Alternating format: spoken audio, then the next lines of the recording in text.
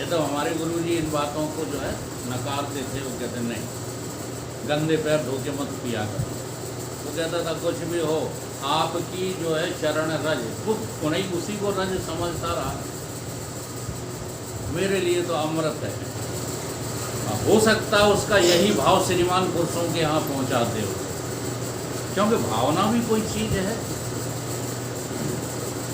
अब बोले वो अमेरिका के करोड़पति शिष्य कि महाराज ये जितनी संपदा है और ये सब लड़के बच्चे परिवार, ये सब आपके हैं, सब आपको समर्पित है, पूरी जायदाद पूरी संपत्ति सब आपका है। तो कहीं फिर चाहते क्या, उसके बदले वही ज्ञान चाहते हैं जो आपके पास।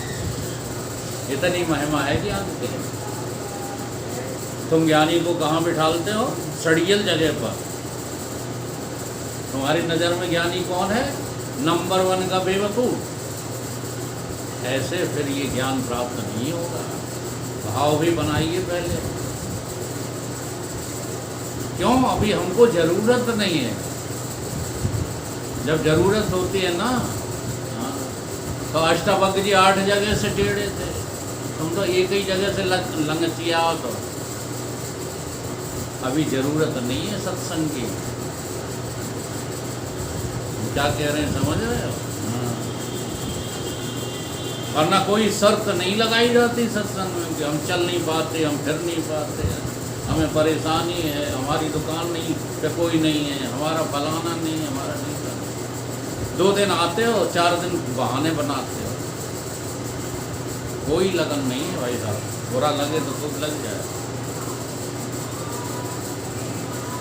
तो इतनी बड़ी आस्था होती है जब गुरु से, तब गुरु से जो है वो प्रश्न करने की हिम्मत आ जाती है। हाँ कि महाराज अभी हमारी बात समझ में नहीं आई, तो क्या कह रहा है? वो ये कह रहा है कि आभास तो आपने पहले ही बता दिया कि भिन्न है, कूटस्थ अलग है, आभास उससे भिन्न है। फिर भगवान है आभास को, अहम ब्रह्म यह ज्ञान, तुम भाक्यो सो मैं लखो पुन शंका एक आन। है आभास ब्रह्म ब्रह्म तय न्यारा, अस्तुम पूर्व कियो निर्धारा। अहम ब्रह्म सो कैसे जाने, आप ही भिन्न ब्रह्म तय माने। और जो जाने तो मिथ्या ज्ञान। अगर जो है आभास ये कहे कि मैं ब्रह्म हूँ, तो ये तो मिथ्यापना हो गया। गोय जेबरी भुजंग समान, श्री गुरु ये संदेह मिटाओ, युक्त सहित निज युक्ति सुनाओ। हे भगवान, आपने ये पूर्व कहा था कि कूटस्थ और ब्रह्म दोनों एक हैं और आभास ब्रह्म से न्यारा है। तब ब्रह्म से भिन्न आभास को मैं ब्रह्म हूँ ऐसा ब्रह्म रूप करके ज्ञान बनता नहीं। आपने ये कहा था कि आत्मा कूटस्थ और ब्रह्म तो एक है, लेकिन आभास उससे कैसा है? भिन्न है। तो अब ये जो भिन्न पदार्थ है, हाँ, वो कैसे जो है उस ब्रह्म को जान पाएगा? उसके द्वारा ये ज्ञान बन नहीं सकता। ऐसी उसे शंका है। और गुरुजी ये भी शंका मिटाएंगे। मेरा अधिष्ठान जो कूटस्थ सो ब्रह्म रूप है, ऐसा जो आभास को ज्ञान होवे तो यथार्थ ज्ञान होवे। अहम ब्रह्म ये ज्ञान यथार्थ नहीं बने, क्योंकि अहम नाम अपने स्वरूप का है और जिसमें मैं कहे हैं तो आभास का स्वरूप मिथ्या है, इसलिए भिन्न है। इसलिए ब्रह्म से भिन्न आभास का जो स्वरूप है उसको ब्रह्म रूप करके जाने तो मिथ्या होगा ज्ञान। ये तो मिथ्या ज्ञान होगा। जैसे सर्प से भिन्न जो रस्सी, उसका सर्प करके ज्ञान मिथ्या होता है। और मिथ्या का नाम क्या है? भ्रांति। अब सांप कहे कि मैं रस्सी हूँ, तो ऐसा तो हो ही नहीं सकता। वो भी सांप कैसा? कल्पित सांप। वो कहे कि हम रस्सी हैं, तो बनेगा ऐसा? बन ही नहीं सकता। तो कहते हैं गुरुजी, अब कहते हैं कि सुन, इसमें स्पष्टीकरण क्या है। अहम शब्द के दो अर्थ होते हैं। अहम के क्या अर्थ होते हैं? दो होते हैं। जिनमें कूटस्थ का ब्रह्म से मुख्य समान अधिकरण है और आभास का बाध समान अधिकरण है। यही सबसे कठिन बात है। बहुत कठिन है। हाँ, ब्रह्म और जो है आत्मा, आत्मा कहाँ? व्यष्टि में, और समष्टि में ब्रह्म। ये तो सम है, इसलिए इनका समान अधिकरण है। समान अधिकरण का मतलब है समानता दिखती है, लेकिन आभास की और चेतन की समानता नहीं दिखती। तो वहाँ पर कैसे समान करें? कई आभास को कर दो बाध। क्या कर दो? और बाध करके जब तुम देखोगे तो तुम भी कौन निकलोगे? चेतन निकलोगे। ये बाध करना जो है, हाँ, सबके बूते की बात नहीं है। और बाध्यता अनुवृत्ति का जो है उदाहरण वही है जीवत। जैसे सोने में जीवत, मिट्टी में बर्तन। बर्तनों को बाध कर दो। बाध जो है फोड़ के नहीं किया जाता, मिटा के नहीं किया जाता। जैसे कहें ये मकान को बाध करके देखो क्या है। मकान को क्या कर दो? बाध कर दो, तो क्या है? मिट्टी। ये समझ में आती बात है? अब तीनों शरीरों को बाध कर दो, क्या है? तीनों शरीरों को। अच्छा, बाध कैसे किया तुमने? समझ से। समझ से किया कि ना समझे? समझ से। अब वही समझ यहाँ क्यों नहीं इस्तेमाल कर रहे हो? स्थूल सूक्ष्म कारण तीनों शरीरों का क्या कर दो? कहाँ करोगे बात? बुद्धि में। फांसी लगा के, विष खा के, कैसे करोगे बात? बुद्धि में। अभी बुद्धि में तुम कौन बने बैठे हो? शरीर। स्थूल सूक्ष्म कारण शरीर कहाँ है? बुद्धि में है, नहीं तो ये है नहीं। इनका बुद्धि में से कर दो क्या? बाध। तब बुद्धि कैसी बचेगी? चैतन्यमयी बुद्धि हो। वो चेतन कोई और नहीं हो। तो ये है बाध समान अधिकरण। इसका नाम क्या है? बाध्यता निवृत्ति तो व्यवहार में है। बाध समान अधिकरण से मतलब है कि अब तुम्हारी बुद्धि में ये जच गई, हाँ, कि मेरे सिवाय जगत नाम की कोई चीज़, तो बताओ फिर व्यवहार करोगे? व्यवहार में रुचि रहेगी? यहाँ आकर के आप लोग हमसे मुंह फेर लेते हो। बाकी तो बड़ा ज्ञान ध्यान से सुनते रहते हो, और जब ये बात कही जाती है कि आपका लड़के ले रहे दुनिया में, तो गाली पर ये बगी साहब की बात हमें अच्छी नहीं लगती। देखो भाई साहब, बहुत अवसर अच्छा है। सबसे बढ़िया बात ये थी कि हमारे जीवन में हमारे गुरुदेव आए। उससे बढ़िया बात ये रही कि हमने गुरुदेव से युग पुरुष जी का परिचय ले लिया, जो सबको करा दिया। आज एक पुरुष जी की वाणी यहाँ सबको सुनने को मिल रही है, इससे बड़ा सौभाग्य। कोई नहीं सुनता उनको, हमें पता है। टीवी में, नेट में बड़े बड़े नचना कुदना बोलते हैं, उनकी सब भाषण, उनके प्रवचनों को सुन सुन एक नए बाबा पैदा हो गए हैं। अब कोई जान पा रहे? 2 पौड़ी के नहीं है बाबा में, इस तहलका मचाए हुए हैं। उनकी आज पूरी जनता आशिक हो गई है। और जब मैं सुनता हूँ तो मुझे रोना आता है कि हे प्रभु, क्या हो गया है महात्माओं को? केवल व्यवहारिक बातों में निपुण हो गए हैं बस। तो बाबा का ऐसे ही कुछ नाम है महाराज जी से। हाँ, प्रेमानंद जी महाराज। धरती काटे धरती रख लेते हैं ना। एक संप्रदाय है उन लोगों में भी, उन लोगों में एक अवधूत संप्रदाय है। हाँ, तो वो अवधूत संप्रदाय आनंद पे ही नाम रखता है, लेकिन बातें वो वही करते रहते हैं, केवल व्यवहार सिखाने वाले। चलो ठीक है, हम व्यवहार से कोई एलर्जी नहीं रखते हैं, लेकिन व्यवहार कब तक बता दो, कब तक व्यवहार करोगे? पथिक जी की ये बातें क्यों नहीं समझ में आती? हाँ,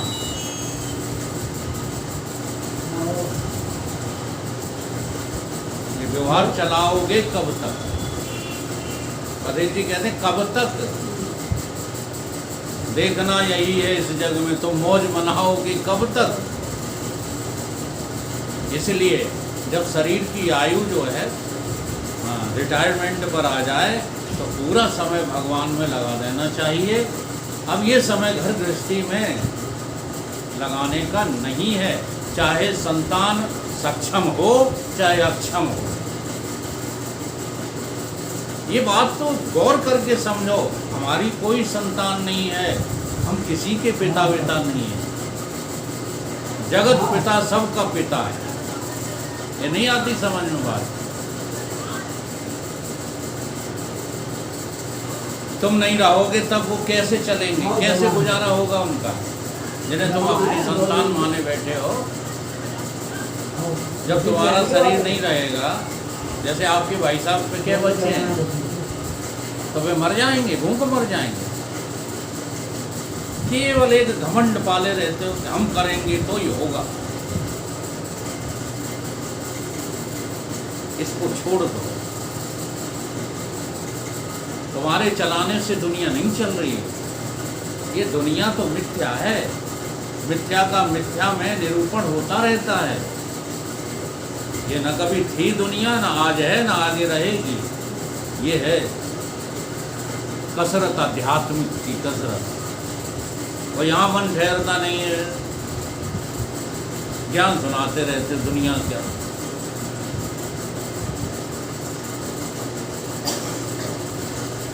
तो अहम शब्द के दो अर्थ हैं, सुनव शिष्य विवेक, तब ही के जासु न से सकल कलंक अनेक।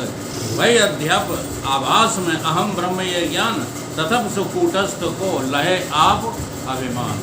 जब वो कहता है अहम, तो वो अहम आभास को नहीं कहता।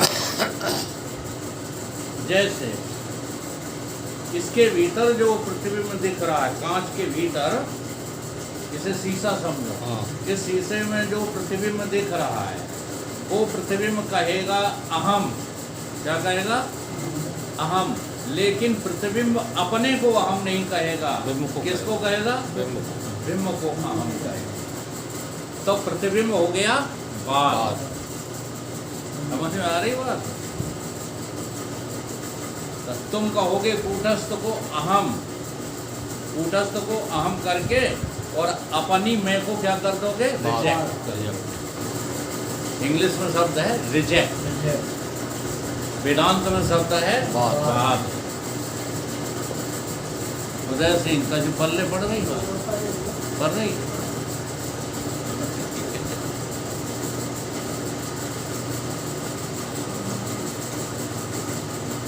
ताको सदा अभेद है, विभु चेतन तात, बाद समय निज रूप हो ब्रह्म रूप दर्शात। अब बताओ भेद कहाँ है? जब तक भेद है तब तक इस संसार में व्यवहार है। अगर अभेद हो गए तो काय का व्यवहार? हे शिष्य, यद्यपि मैं ब्रह्म हूँ, ऐसा ज्ञान बुद्धि सहित आभास को ही होता है, कूटस्थ को नहीं होता। तदापि सो आभास कूटस्थ को अपने के स्वरूप को, दोनों को अपना आत्मा जाने है, ता आत्मा का मैं शब्द करके ग्रहण होता है, सोई अहम शब्द का सही अर्थ है। ता अहम शब्द में भान जो होवे कूटस्थ, ताका तो ब्रह्म के साथ सदा अभेद है। घटाकाश और महाकाश का सदा अभेद है। घटाकाश का और महाकाश का कभी भेद नहीं हुआ। हाँ, इसी कारण अभेद है, अभेद। समझ रहे ना? जो आकाश ऊपर है वही तुम्हारे घट में है। घट माने घड़ा, घड़ा माने शरीर। जो आकाश ऊपर है वही सब यहाँ है, ऊपर नीचे सब जगह है कि नहीं? तो जो चेतन जो है विराट है, और वही पिंड में भी वैसा ही का वैसा है, कोई अंतर नहीं है। तो इसको क्या कहते हैं? सदा अभेद है। कूटस्थ ब्रह्म के साथ मुख्य सामान अधिकरण कहलाता है। वेदांत शास्त्र में इसे क्या कहते हैं? मुख्य सामान अधिकरण। यानी कूटस्थ और ब्रह्म, इनमें जो है मुख्य समानता है। ठीक, आभास की कैसे है? आभास को बाद करके जो है समानता है।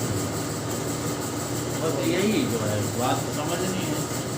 हुआ तो आभास को ही ज्ञान है, लेकिन ज्ञान होने के बाद आभास क्या हो जाएगा? बाद हो जाएगा।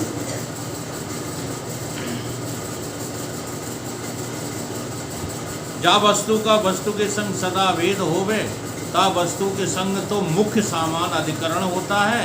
जैसे घटाकाश महाकाश के संग सदा अभेद है, या तो घटाकाश महाकाश है, इस रीत से घटाकाश का महाकाश के साथ मुख्य सामान अधिकरण है। इस रीत से कूटस्थ का ब्रह्म के संग मुख्य सामान अधिकरण है, क्योंकि कूटस्थ का ब्रह्म से सदा अभेद है। मैं शब्द में भांज होवे, कूटस्थ ताका तो ब्रह्म के संग सदा अभेद है। अब मैं शब्द भांज होवे आभास। दूसरी बात क्या है? आभास में जब मैं शब्द का तुम्हें भान हो रहा है, तब तुम लक्ष्य किसको करो? कूटस्थ को। जी हाँ, जो मैं तन से निकल रही तुम्हारी मैं, जब निकला करे ना मैं, तो इसे कहाँ जोड़ो? कूटस्थ से जोड़ो, देह से मत जोड़ो। ये कह रहे हैं। तो हम लोग क्या करते हैं? इस मैं को देह से जोड़कर अहंकारी हो जाते हैं। अब तुम देह से जोड़े रहोगे तो मान अपमान दो लगेंगे ही लगेंगे। तुम देह से जोड़े रहोगे तो परिस्थितियों के अनुसार तुम्हें अनुकूलता प्रतिकूलता लगेगी ही लगेगी, नहीं लगेगी? और इसको चेतन से जोड़ दो, देह नाम की चीज़ रही ही नहीं है। संयम है फुटबॉल, अब हमें डर। खेल तुम्हारा ही है महाराज, और कोई नहीं किसमें कुछ कर सकता। तुम्हारी मैं जब देहों से जुड़ी रहती है, तीनों शरीरों से जुड़ी रहती है, तब संसार के जो युग्म हैं वो खत्म नहीं हो सकते। युग्म का मतलब दो, सुख दुख, मान अपमान, जन्म मरण, मेरा तेरा, ये समाप्त हो ही नहीं सकता। और तुम्हारी मैं किससे जुड़ जाए? चेतन। अब चूंकि तुमको विवेक तो है ही, जो बात करते हो नहीं, हम सत्संग में फिर क्यों आते हैं? इसलिए आते हो कि तुम्हारा विवेक जगना चाहता है। जैसे कभी ओंगनीदा आदमी हो ना, है ना, ओंगनीदा, एक तरफ वो बढ़िया बढ़िया जो है पकवान रखे हों, बाजे बज रहे हों, मनोरंजन हो, और दूसरी तरफ नींद भी लगी है, नींद भी लगी है। अब वो मैं क्या करेगी? वो अधजगी में क्या करेगी? या तो नींद में जाएगी या फिर मनोरंजन और पकवान में जाएगी। बोलो, है सही बात कि नहीं? तो वो बहादुर में है जो मनोरंजन और पकवान को पकड़ लेती है, नींद को छोड़ देती है। ऐसे यहाँ पर जो चेतन को पकड़ लेती है मैं, वो वीर है, वो धीर है। उसी को वीर कहते हैं, उसी को धीर कहते हैं, जो मारे जगत रावण को, अज्ञान रावण को, उसे रघुवीर। नीचे न डालो गर्दन, वीर बनो वीर पुरुष। ना कहीं को है कहीं साण है, खाए कि साण हो फिर पूछ क्यों कहीं ऐसे ना बनो प्रभु, तुम ऐसे ना बनो, तुम तो साक्षात हो यार, क्यों अपना रूप छिपा रहे? तेरा मेरा एक नूर, हाँ? फिर काहे को हो जो तू भागता है दुकान को, काहे भागता है तू दुकान को? हम व्यंग नहीं करते, एक दिन तो ये हमसे बिगड़ गए, तुम मुझे टॉर्चर करते हो। मैंने टॉर्चर नहीं करते, तुम्हारे पिताजी नहीं चाहते जितना तुम्हें, हाँ, तुम्हारी पत्नी नहीं चाहती तुम्हें, तुम्हारी औलाद नहीं चाहती जितना मैं चाहता हूँ। तुम्हें होश ही नहीं है, तुम्हें टॉर्चिंग लगती है।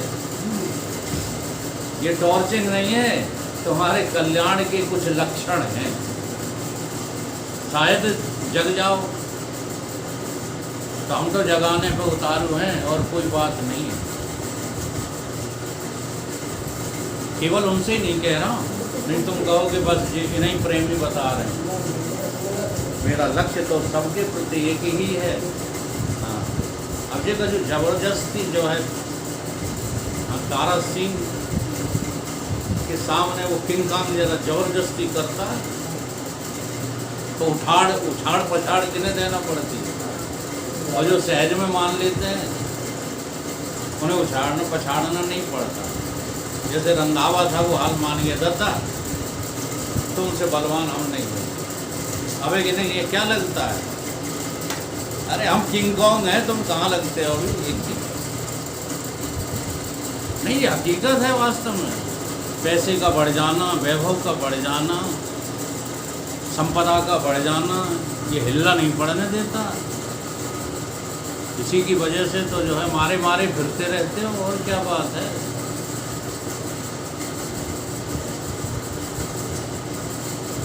कितना समय हो गया? 5-6 मिनट हो गए। मैं शब्द में भान जो हो गए, आभास ताका ब्रह्म से अपने स्वरूप को बाध करके अभेद है। अब ये बात समझ में आ गई। एक तो मुख्य समानाधिकरण क्या है, आत्मा और ब्रह्म, वहाँ तुम्हें जो है कोशिश नहीं करना, तो अभेद है। हाँ, वो तो अभेद ही है। एक बार आंख बंद करो, पूरे ब्रह्मांड में तुम ही दिखाई दोगे और कोई नहीं।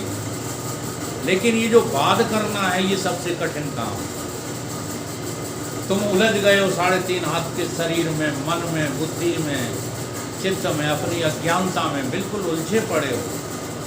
इसको क्या कर दो? सप्रेष्ट कर दो, इसको बाध कर दो, फिर देखो आनंद ही आनंद है। काहे रूप में मन। जैसे मुख का जो प्रतिबिंबता का बिंब स्वरूप मुख के संग प्रतिबिंब स्वरूप कर बाध करके अभेद है कि नहीं? वो मेरा ही मुख है, किसी और का है, लेकिन वो मुख नहीं है तो मेरा ही मुख, लेकिन फिर भी मेरा नहीं है, केवल प्रतिछाया है। अब वो प्रतिछाया जब इसको स्वीकार कर लेती है तो गजब हो जाता है, मुक्त हो जाता है। इस कारण से वेदांत शास्त्र में आभास का ब्रह्म के साथ बाध सामान अधिकरण हो जाता है। तुम किसके जैसे हो? इसी पर एक दृष्टांत दिया जाता है। एक बार क्या हुआ, एक सिंह जो है वो भेड़िया ने, भेड़ पालने वालों ने पाला, किसके साथ? भेड़ों के साथ पाल लिया। अब एक दिन वो जंगल में चला जा रहा था तो सिंह मिल गया। सिंह ने दहाड़ दी तो भेड़ें सब भाग गईं। अब वो तो सिंह था, वो क्यों भागे? सिंह का बच्चा, हाँ, वीर का बच्चा वीर के पास ठहर जाएगा। तो उसने सिंह ने कहा कि तू मेरी कैटेगरी का है, तू मेरा सजाती है, न कि इन जो है भेड़ियों का। वो कहे नहीं, वो तो भैं भैं करे, भैया इनकी ना। ये मेरी दुकान, ये मेरा घर, ये मेरा परिवार, ये सब कुछ मेरा, ये मैं कैसे तो ये क्या है? भैं भैं, वो एक भजन भी तो है। शेर हो करके भैं भैं मचाया, मेरा घर बार है, मेरा परिवार है, ये खजाना सीप की चांदी में तू लुभाना। सच्चिदानंद तू, नित्य निर्द्वंद तू, जीव माना, बन गया देह में ही दीवाना। समझ रही हो बहन जी? हाँ, ये बार बार बीमार हो जाती हो। दम लाओ अपने भीतर, सिंघड़ हो सिंघड़, भेड़ ना बनो। बात बात में आएगा ये जो हो तो क्या हो गया? कुछ नहीं हो गया। चाहे जितने बड़े जो है बीमारी आ जाएं, सिंघड़ बन के रहो। कल आ रहे हो यमराज, सो अभी हाल आ जाएं। हाँ, हम तो उस गुरु के अब शिष्य हैं जहाँ यमराज भी पानी भरते हैं। हिम्मत जुटाओ, केवल बुद्धि की कसरत मत करो, यही सत्य है और कुछ भी सत्य नहीं है। इसको पालन करो। क्या है घर गृहस्थी? और तुम और सिंह नहीं रहोगे, ये मकान का तुम गारंटी पत्र लिख करके जाओगे कि ये ऐसा ही रखना, रखे नहीं रखे मिट्टी में मिल जाएगा। तुम क्या कर लोगे? इसलिए सारे मोह ममता का त्याग करो, सत्संग में इतने हो जाओ, कभी सत्संग के प्रति अरुचि नहीं। हम तो ये कहते हैं कि एक तरफ खड़े हों विष्णु भगवान तुम्हें वरदान देने के लिए कि आ जाओ, हम तुम्हें संसार का सबसे बड़ा आदमी बना देंगे, और एक तरफ सत्संग बुला रहा हो तो कहाँ जाना चाहिए? हाँ जी, ऐसा नियम बनाओ अगर भलाई चाहते हो तो, तभी आपकी आस्था बढ़ेगी, नहीं आस्था नहीं बढ़ेगी। अब उस समय हमने ऐसा आचरण किया तो तुम लोग देखने को नहीं थे। हमारे माता पिता ने देखा है तो शरीर छोड़ गए, बहनों ने देखा था वो शरीर छोड़ गई, बाकी और किसी ने देखा नहीं। जिन्होंने देखा है वो जानते हैं कि हमको कहाँ रुचि रही है। दुनियादारी में कतई रुचि नहीं है। और मैं ये नहीं कह रहा हूँ कि बचपन से नहीं रही तो अब नहीं होगी, ऐसा नहीं। जिस क्षण तुम्हारी रुचि खत्म हो जाए संसार में, जानो तबहि जीव जग, उसी समय तुम सिंगड़ हो गए, उसी समय सिंगड़ हो। तो सिंह की औलाद हो तो फिर वाने सिंह ने कुआं में झांक के दिखाया, देखो तुम्हारे जैसी मूछें वैसे हमारी मूछें, जो तुम्हारे लक्षण वही हमारे लक्षण है ना। एकदम बोलो तो ऐसे ही डड़ी का शहर, कोई बच्चा भी डड़ीकने लगा, काम बन गया। सिंह का स्वरूप था, सिंह पा गया। ठीक ऐसे ही क्या भमियाते रहते हो, हम जीव हैं, हम देह हैं, कोई नहीं हो तुम जीव भी हो, तुमको चेतन ब्रह्म। इसको कहते हैं समान अधिकरण। जैसे मुख के प्रतिबिंब का बाद होई के मुख के साथ अभेद होता है, ऐसे ही प्रतिबिंब मुख है न्यारा नहीं, ऐसे ही प्रतिबिंब का मुख के साथ समान अधिकरण होता है। स्थाणु पुरुष भ्रम होए के स्थाणु ज्ञान से अनंतर पुरुष स्थाणु है। इस रीत से पुरुष का स्थाणु में बाद सामान्य अधिकरण होता है। जैसे जंगल में तुम चले जा रहे हो, ठीक है, कोई पेड़ की छाया तुम्हें टेढ़ी मेढ़ी भूत के समान दिखाई दे रही है तो लगता है कि भूत आ गया। जब आपने नज़दीक से देखा तो वो भूत नहीं था, पेड़ ही था, पेड़ ही तो था। ऐसे ही ये संसार, ये सब चलायमान चीज़ें, हालात के मुताबिक पल पल में मन बदलता, मुझ में न फर्क आया, आनंद रूप अपना गुरुदेव ने लखाया, ऐसा आनंद रूप। तुम स्थाणु हो, तुम सनातन हो, तुम कैसे हो? अचल हो, अचलो वयम ना। याते मैं शब्द में भान जो होवे आभास सो ब्रह्म ही है, ब्रह्म से अलग नहीं। ऐसा बाद सामान्य अधिकरण आभास का ब्रह्म के साथ होता है। इस रीत से हे शिष्य, अहम शब्द में भान जो होता है कूटस्थ, उसका मुख्य अभेद किससे है? कूटस्थ से है मुख्य अभेद। आभास का बाद करके क्या हो जाता है? अभेद हो जाता है। तो इस प्रश्न का जवाब मिल गया ना। जब उसने प्रश्न किया कि आभास भिन्न है तो कहा भिन्न बना रहने दो, तुम भी जो है अभी चेतन से भिन्न हो, बने रहो भिन्न। क्या करो? इस भिन्नता का कर दो वाह, तो छाती ठोक के कहो सो अहम, बात बन जाएगी। बोलिए सतगुरुदेव।